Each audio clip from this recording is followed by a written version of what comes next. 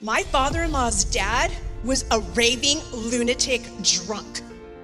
And if you would have said, who is the worst person in the whole wide city in New Zealand, Auckland, New Zealand, who would never, ever, ever come to Jesus? Who would that be?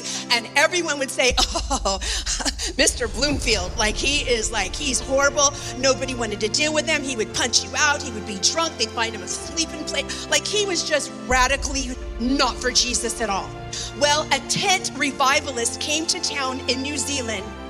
And they said, who is the worst sinner in this city? I want you to find that person and bring them tonight or tomorrow night to our meeting.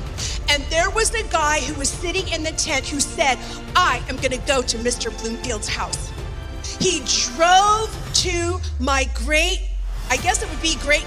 whatever it is, my papa-in-law's daddy's house and his mama. And he showed up with groceries back when the food was very scarce. My father-in-law had actually been in a starvation camp because the kids were so skinny and they were going through so much depression.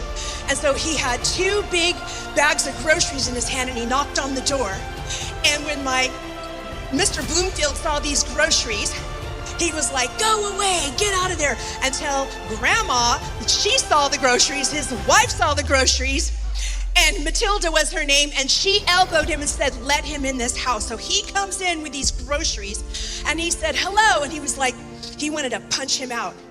And so he said, I've come tonight, I brought you groceries, and I've come to invite you tonight to go with me to a tent revival meeting. And he was like, I'm not going with you, no tent revival meeting. And he goes, oh, yes, you are. And he goes, well, I don't have any shoes to wear.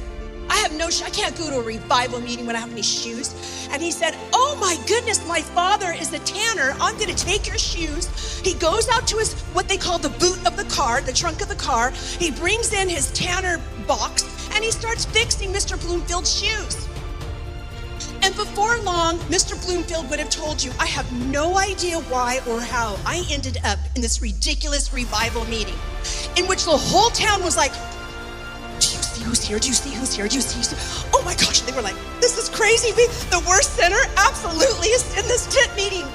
And when it came time for salvation, guess what happened? Mr. Bloomfield stood up and walked up and he gave his life to Jesus and he got radically saved and on fire for God.